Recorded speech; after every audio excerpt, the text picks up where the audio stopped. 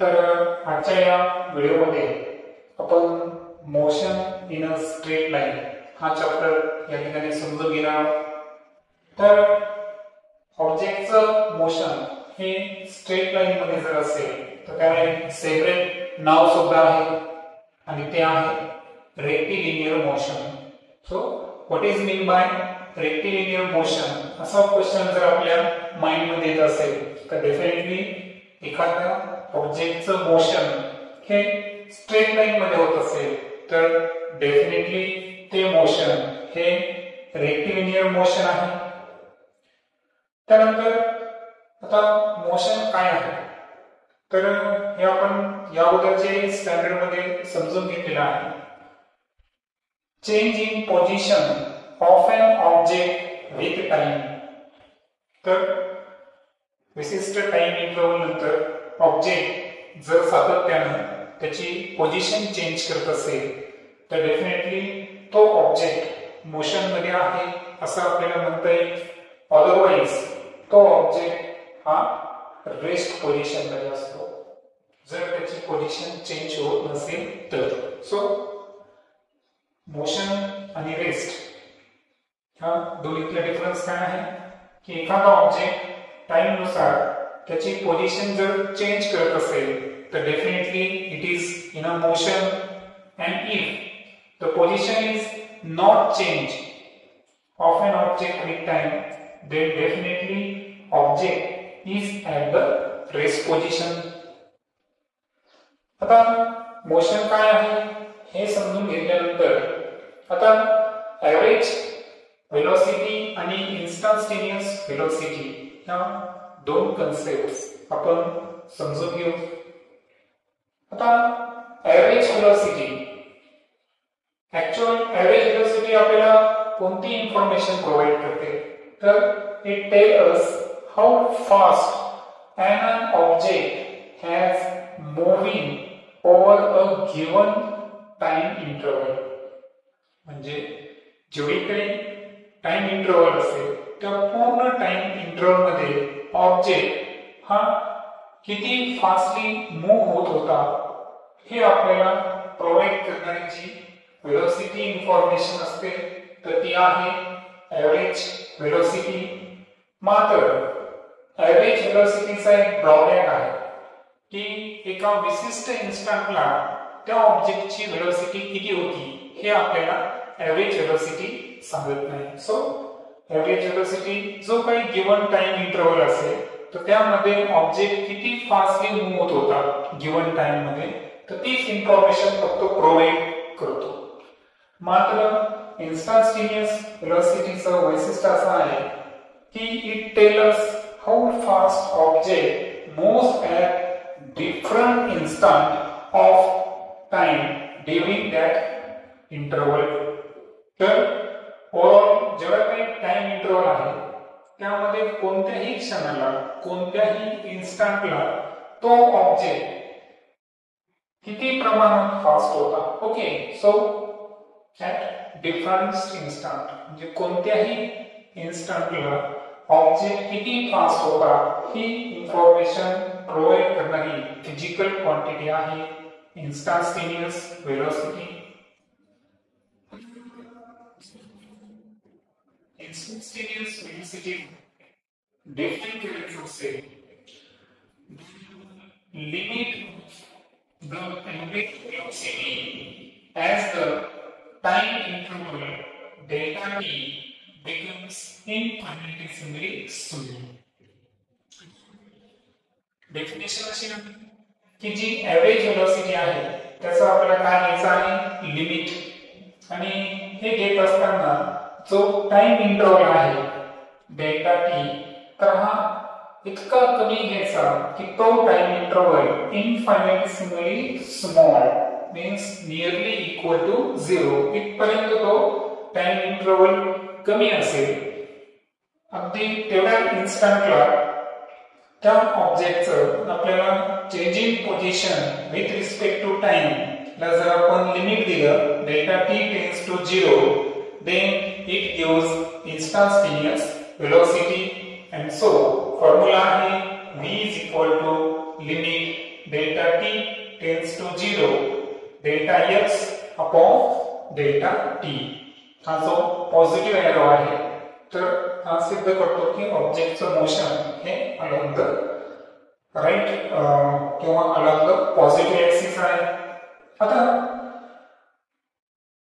जर आपण limit delta t tends to 0 delta x upon delta t याला जेव्हा लिमिट देऊ तेव्हा फायनली इंस्टंटेनियस वेलोसिटीचा फॉर्म्युला येतो dx upon dt means rate of change of displacement with respect to time. It is known as the instantaneous velocity. So v is equal to dx upon dt means जेव्हा आपण displacement ला differentiate करतो with respect to time then it gives the velocity. आता या व्यतिरिक्त एक information आपल्याला दिलेली आहे. आतापर्यंत आपण एव्हरेज वेलोसिटी आणि इन्स्टंटेनियस वेलोसिटी हे काय आहे हे समजून घेतलं. आता इन्स्टंटेनियस स्पीड ओके ही काय आहे ते आता आपण समजून घेऊ. आता एक लक्षात घ्या की युनिफॉर्म मोशन जर असेल एक स्पेशल केस तर for uniform motion velocity is same as the average velocity. म्हणजे कोणत्या केस मध्ये इन्स्टंटेनियस वेलोसिटी आणि एव्हरेज वेलोसिटी हे दोन्ही एकमेकांच्या इक्वल असेल तर ती कंडिशन आहे जर ऑब्जेक्टचं मोशन हे युनिफॉर्म असेल मीन्स त्या मोशनची जी स्पीड आहे ओके ती जर मोशन दरम्यान एक समान असेल अर्थातच त्या मोशनला आपण युनिफॉर्म मोशन म्हणतो आणि युनिफॉर्म मोशन असेल तर इन्स्टंटेनियस वेलोसिटी आणि एव्हरेज वेलोसिटी हे दोन्ही एकमेकांशी सेम असतात ऍट ऑल इन्स्टंट कोणताही इन्स्टंट असू द्या टाइम इंटरवल मधला. त्यानंतर जी इन्स्टंटेनियस स्पीड आहे अर्थातच ज्याला आपण सिंपली स्पीड म्हणू is the magnitude of velocity. आता हे कसं शक्य आहे पहा वेलोसिटी जी आहे ही वेक्टर क्वांटिटी आहे. सपोज एक पार्टिकलची वेलोसिटी आहे along the positive x axis 40 metre per second okay आणि अनदर आहे -40 मीटर पर सेकंड. म्हणजे वेलोसिटी ही आयदर पॉझिटिव्ह किंवा निगेटिव्ह असू शकते पण जेव्हा आपण स्पीड घेतो तर स्पीड जी आहे ही वेलोसिटीचं काय असतं मॅग्निट्यूड असतं आणि दॅट्स व्हाय ती व्हॅल्यू आपण मॉड मध्ये जर घेतली तर डेफिनेटली ती आपल्याला पॉझिटिव्ह घ्यावी लागते आणि दॅट्स व्हाय वेलोसिटी ही वेक्टर क्वांटिटी असल्यामुळे ती आयदर पॉझिटिव्ह किंवा निगेटिव्ह असू शकते परंतु इन्स्टंटेनियस स्पीड जी आहे ती त्या वेलोसिटीचं काय असतं मॅग्निट्यूड असतं कारण speed never negative because speed is depend on the distance and time which both physical quantities are scalar quantities आणि म्हणून स्पीड जी आहे ही डिस्टन्स आणि टाइम या दोन स्केलर क्वांटिटीवर डिपेंड असल्यामुळे स्वतः स्पीड ही सुद्धा स्केलर क्वांटिटी आहे आणि दॅट्स व्हाय ती जी आहे ही वेलोसिटी साठी वेक्टर क्वांटिटी नाही. आपल्याला माहिती आहे वेलोसिटी डिस्प्लेसमेंट वर डिपेंड आहे. डिस्प्लेसमेंट स्वतः वेक्टर क्वांटिटी असल्यामुळे वेलोसिटी सुद्धा काय आहे vector quantity. It is depend on the direction because या ठिकाणी पहा एका ठिकाणी वेलोसिटी प्लस आहे एका ठिकाणी मायनस आहे याचा अर्थ काय झाला की ती वेक्टर क्वांटिटी आहे. मात्र वेलोसिटीचं मॅग्निट्यूड घेतलं तर डेफिनेटली ती स्पीड असते अर्थातच इन्स्टंटेनियस स्पीड. आता एव्हरेज स्पीड जी आहे ही is always greater than or equal to average velocity. Average speed जी आहे ही एव्हरेज वेलोसिटी पेक्षा ग्रेटर असेल किंवा त्याच्या इक्वल असेल. आता इक्वल केव्हा असेल जर वस्तूचं कंप्लीट मोशन हे एकाच दिशेमध्ये होत असेल ओके तर या स्पेशल केस मध्ये स्पीड आणि वेलोसिटी हे एकमेकांचे काय असतील इक्वल असतील. जसं की वस्तू जी आहे ऑब्जेक्ट ए पासून बी आणि बी पासून सी पर्यंत मूव्ह झाला. ओके, आता मोशन हे फक्त एकाच डायरेक्शन मध्ये आहे, डायरेक्शन चेंज झाली नाही.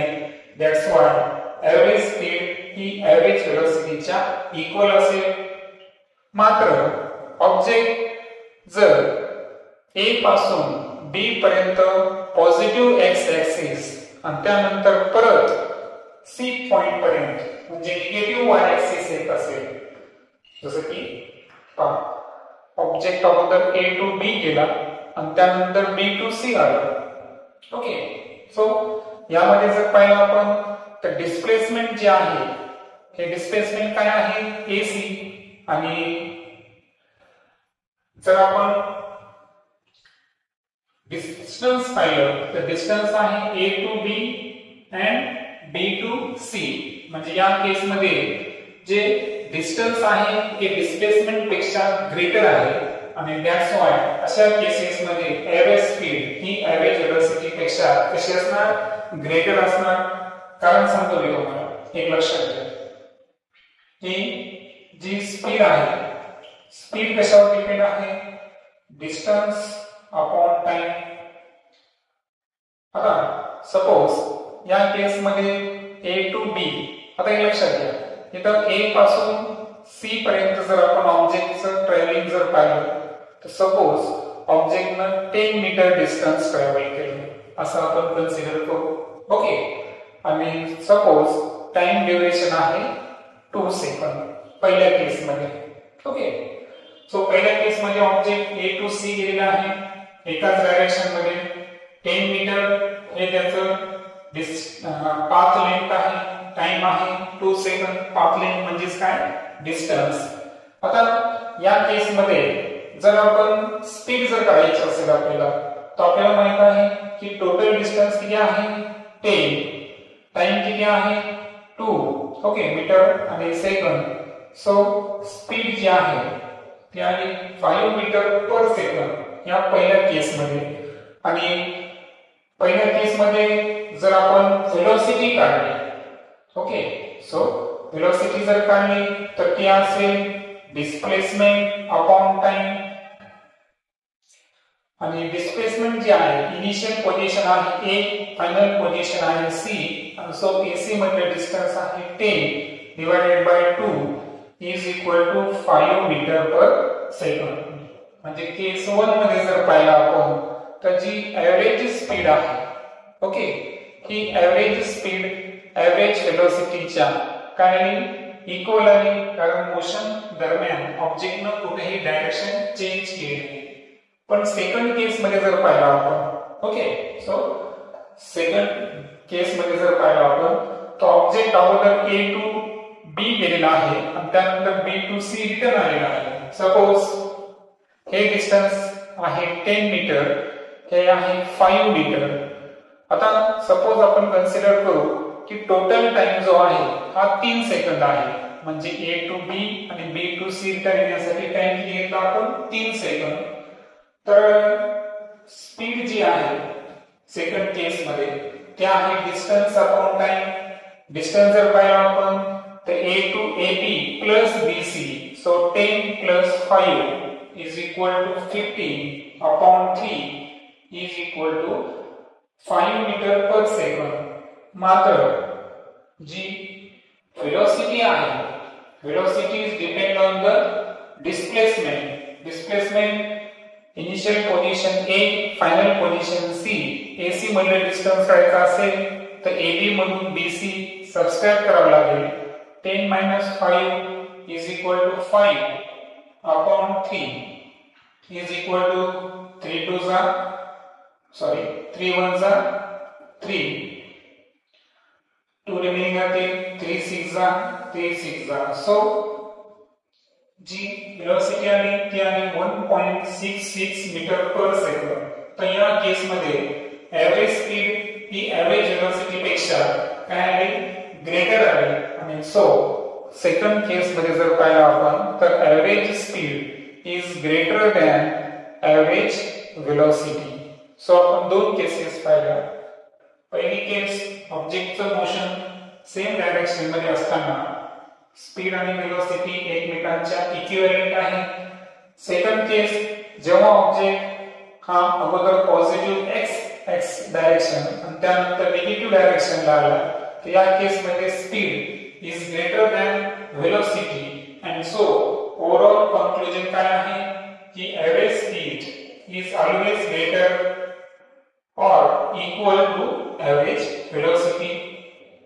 आणि त्यानंतर instantaneous speed or simply speed at any instant is equal to the magnitude of instantaneous velocity at that instant. आणि instantaneous speed आपल्याला जर कोणत्याही इन्स्टंटला काढायचे असेल तर डेफिनेटली ही instantaneous velocityच्या मॅग्निट्यूडच्या इक्विव्हॅलेंट असतं. आणि हे मुद्दा मी ऑलरेडी सांगितलं आहे की जसं की instantaneous velocity काही केस मध्ये जर -40 मीटर पर सेकंद आहे, मात्र जेव्हा आपण स्पीड घेऊ ती मॅग्निट्यूड मध्ये घेतो, दॅट्स व्हाय त्याची व्हॅल्यू असेल 40 मीटर पर सेकंद. फायनली एक एक्झाम्पल आपण समजून घेऊ. एक्झाम्पल आहे 2.1.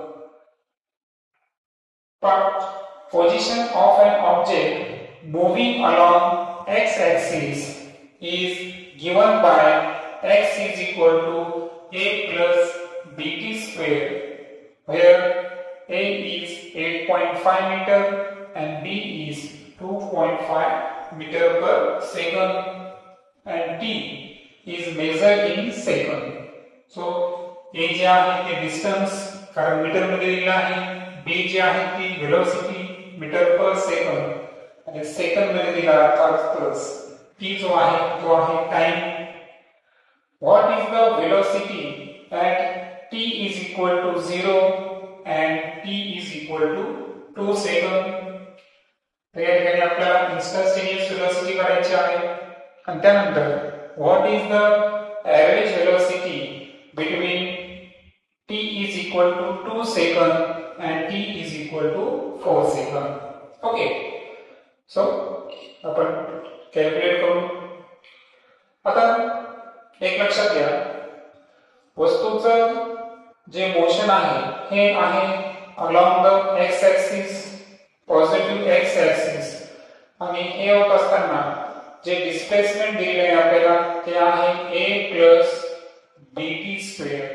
And as we know कि velocity जर आपल्याला काढायची असेल instantaneous, it is the rate of change of displacement with respect to time. Then आपल्याला डिफरन्शिएट करायचा आहे पोझिशनला. पोझिशन आहे a plus bt square. हा डिफरन्शिएटचा एक नियम आहे, कॉन्स्टंट किमतीला डिफरन्शिएट केलं तर आन्सर 1 निघतं. सो a ला आपण निग्लेक्ट करू. आता फक्त आपल्याला डिफरन्शिएट करायचा आहे bt स्क्वेअर ला. Okay, so 2 into b is equal to 2b and 2 minus 1 is equal to 1. so definitely जी वेलोसिटी निघली ती आहे 2b metre per second. Okay, आता वेलोसिटी जी आहे तर a plus bt स्क्वेअर यानुसार आपण जेव्हा कॅल्क्युलेट केली, sorry T value, so 2 into b is equal to 2b आणि t चा जो पॉवर फॅक्टर आहे 2 त्यामधून 1 मायनस केल्यावर 2bt ही वेलोसिटी निघाली. मात्र b ची व्हॅल्यू आपल्याकडे दिलेली आहे, ती किती आहे 2.5 metre per second. and so v is equal to 2 into 2.5 into t meter per second, that is 5t meter per second. ही झाली instantaneous velocity. आता आपल्याला काढायचा आहे टाइम 0 असताना आणि टाइम 2 सेकंद असताना instantaneous velocity. so at t is equal to 0, so velocity चा formula आहे 5t. so 5 into time interval टाकला आपण 0, सो आन्सर असेल 0 metre per second. So time 0 असताना वेलोसिटी काय आहे 0 आणि टाइम दुसरा इंटरवल दिला आपल्याला 2 सेकंद. So velocity is equal to 5t. So 5 into 2 is equal to 10 metre per सेकंद. ही जी पार्टिकलची वेलोसिटी आहे ही आहे at t is equal to 2 सेकंद. आता हे काढल्यानंतर आता आपल्याला एव्हरेज वेलोसिटी काढायची आहे. आता एव्हरेज वेलोसिटी काढत असताना आपल्याला माहित आहे की delta x upon delta t हा आपला फॉर्म्युला असतो. Okay, and so definitely x2 minus x1 upon t2 minus t1. Okay,